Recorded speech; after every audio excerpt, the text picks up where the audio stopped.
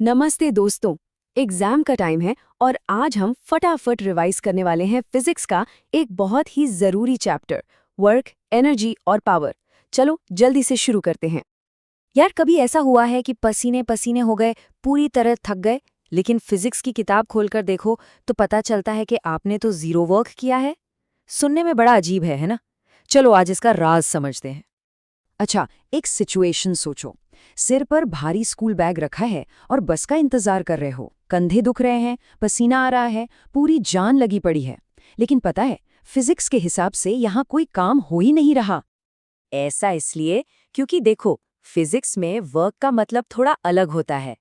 Work तभी होता है जब किसी चीज पर फोर्स लगे और वो चीज अपनी जगह से हिले भी। मतलब उसमें कुछ डिस्प्लेसमेंट होना चाहिए। इसका एक बहुत सीधा सादा सा फॉर्मूला है, W = F/S। यहाँ F का मतलब है फोर्स, यानी जो ताकत लगाई, और S का मतलब है डिस्प्लेसमेंट, यानी वो चीज अपनी जगह से कितना हिली। तो अब समझे, अगर कोई मूवमेंट ही नहीं हुई, मतलब S 0 है, तो वर्क भी 0 होगा, चाहे कितनी भी ताकत क्यों ना लगा लो। यही तो है फिजिक्स का सबसे मजेदार जोक। ठीक है, तो वर्क तो समझ आ गया। अब आगे बढ़ते हैं एनर्जी पर। अरे भाई, काम करने के लिए एनर्जी तो चाहिए ना? और इसे समझने के लिए चलो सीधा चलते हैं क्रिकेट के मैदान पर। सोचो, एक फास्ट बॉलर भागता हुआ आ रहा है। वो जितना लंबा और तेज रनअप लेता है, बॉल उतनी ही तेजी से जाती है और सीधा विकेट उड़ा देती है। उसकी उस दौड़ में ही असली राज छिपा है।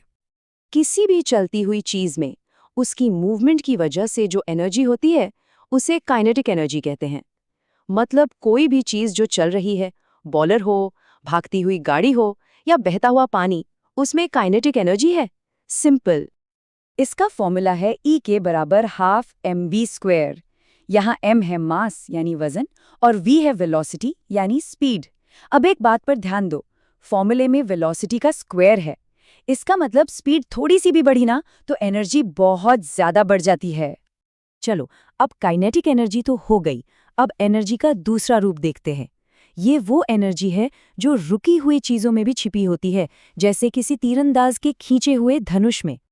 फिल्मों में या रामायण में देखा है ना, जब कोई धनुर्धर तीर चलाने के लिए धनुष की डोरी पीछे खींचता है।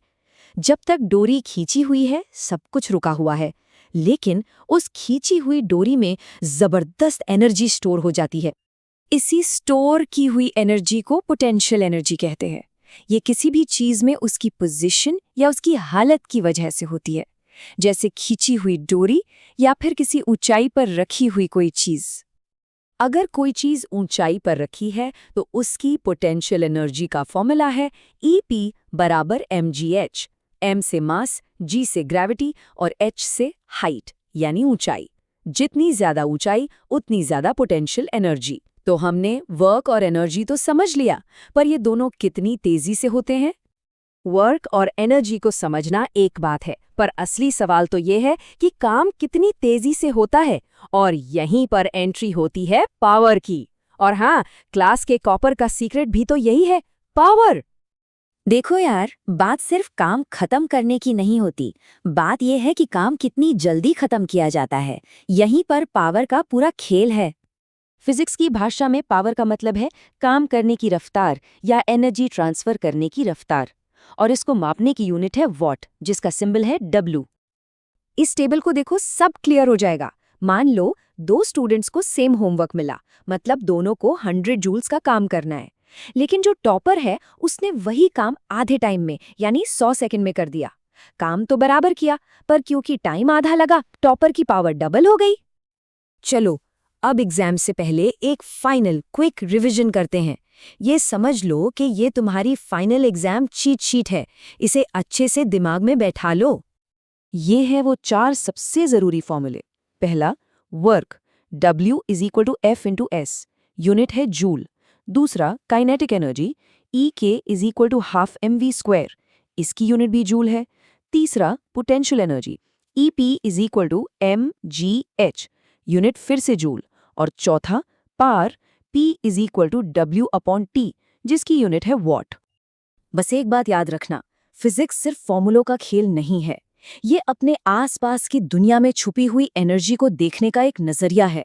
अब जाओ और एग्जाम में कमाल कर दो। All the best.